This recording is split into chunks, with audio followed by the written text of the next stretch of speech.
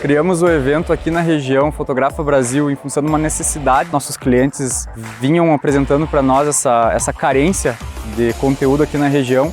Então a gente fez esse evento que está sendo um sucesso e com certeza vai ter muito mais aí. Esse é só o começo.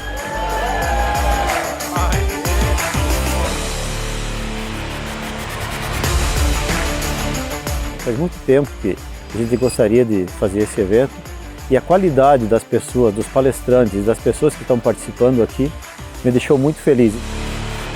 Espero que esse seja o primeiro de muitos outros que venham pela frente.